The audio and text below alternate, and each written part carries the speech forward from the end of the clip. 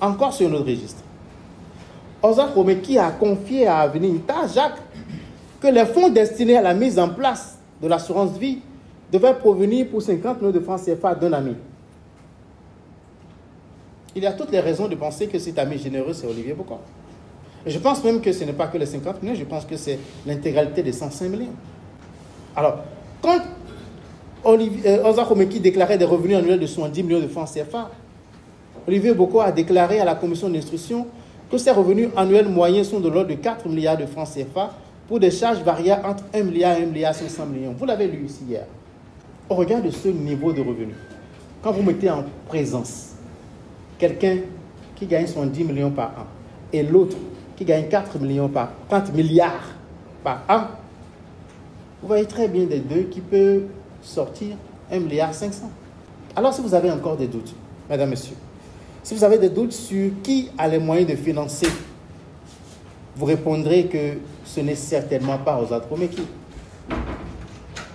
Envisageons à présent la dernière question en ce qui concerne M. Olivier Bokor. Qui a financé?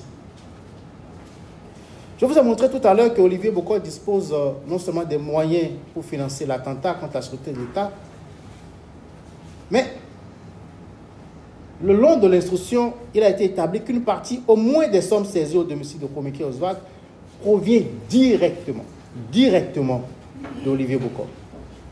L'enquête et l'instruction ont permis d'établir qu'il en a assuré la mobilisation, en tout cas d'une bonne partie. Pour s'en convaincre, je vous rends attentif à 2 éléments à charge. Et ces 2 éléments, je vous demande de suivre le parcours de l'argent. D'une part, l'instruction a permis d'établir que les 6, 10 et 20 septembre 2024, la somme totale de 600 millions de francs CFA a été retirée des comptes de la société GTP Sahel. Ces retraits ont été notamment opérés sur les comptes de la société ouverts dans les livres de la BIC. Interrogé sur la destination de ces sommes, Adibékou Hugues a soutenu devant les magistrats instructeurs que, et je cite, tout l'argent d'un montant de 600 millions de francs CFA a été remis à M. Ricalo pour le compte de son patron, M. Olivier Bokor. C'est au procès verbal D21 de votre dossier. C'est vrai que plus tard, lors de la confrontation,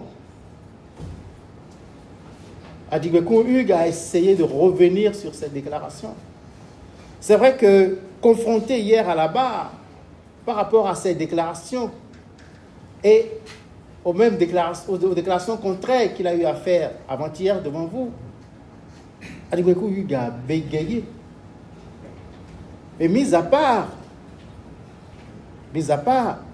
ces 600 millions de francs CFA qui bégayent, Madame la Présidente, Monsieur de la Cour, vous observerez que les sommes découvertes au domicile de M. Romeki proviennent en partie, quand vous voyez le PV des décomptes, proviennent en partie de retraits effectués aux dates indiquées. Sur les comptes de la société GTP ouverts dans les livres de la BIC. Suivez donc cette preuve directe, ces 600 millions de francs CFA qui ont quitté les comptes de la société GTP, qui ont été remis par Ricalo à M. Bokor et qui ont atterri, vous voyez, je crois que ça défile derrière moi, vous allez voir les étiquettes, et qui ont atterri au domicile de Romeki. D'autre part, Olivier Bokor reconnaît lui-même avoir demandé, obtenu de la société Porteo, qui loue de ses immeubles à Cotonou, le paiement en liquide de la somme de francs CFA 250 millions. Cette somme a été retirée à Ecobank Togo le 23 septembre 2024. Contrairement aux affirmations de Bokor Olivier, cette somme a été directement remise à Ozak Romeki à son domicile à Cotonou la nuit du 23 septembre 2024 à 22h04 par l'émissaire de la société venue de Lomé. Après l'interpellation de Romeki Oswald, la somme de 250 millions de francs CFA a été retrouvée dans le véhicule à son domicile. Les étiquettes de cette somme sont celles utilisées non pas par Ecobank Bénin, mais par Ecobank Togo. Vous me direz, oui, il a demandé 250 millions à son à son locataire qu'il lui a payé 250 millions, enfin plus, ont été retrouvés au domicile de Komeki Oswald ce soir-là. Qu'est-ce qui prouve que ce sont ces 250 millions qui se retrouvent là? Je vais vous expliquer comment l'enquête a été faite.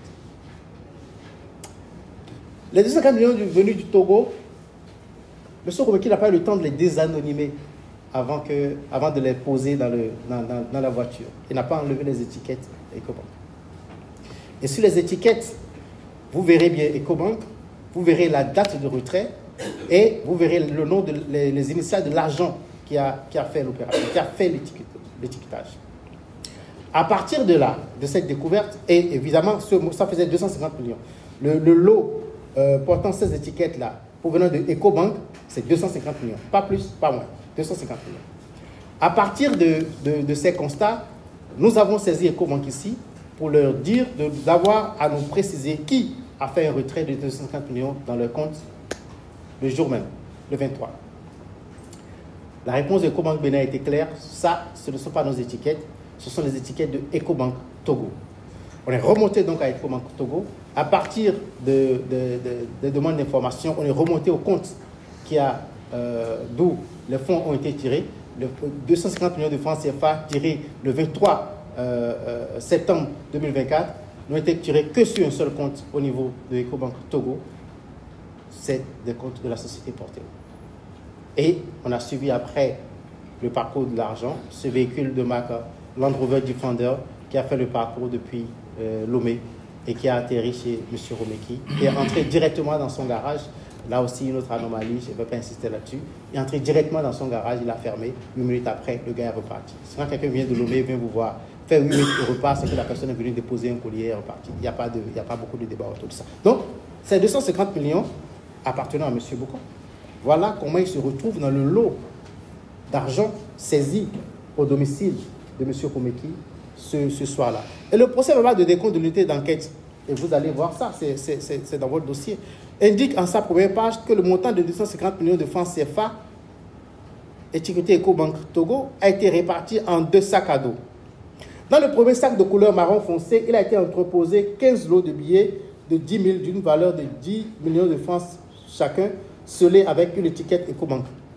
Dans le deuxième sac à dos de couleur noire se trouvent 10 lots de 10 billets de 10 000 d'une valeur de 10 millions chacun, scellés avec une étiquette EcoBank.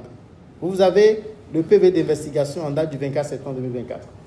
Les 250 millions de francs CFA appartenant donc à M. Boko ont été saisis au domicile de M. Komeki, alors que ce dernier venait de confier cette somme au commandant de la garde républicaine. Pour me résumer, là encore, pour me résumer, Olivier Bokor est d'abord le bénéficiaire effectif et unique des actions politiques engagées par Komeki Oswald, de même qu'il en est le bénéficiaire direct, de même qu'il est le bénéficiaire direct de l'attentat projeté. Il est ensuite de tous les inculpés, de tous les accusés, le seul qui dispose de moyens financiers pour mobiliser la colossale somme de 1,5 milliard de francs CFA.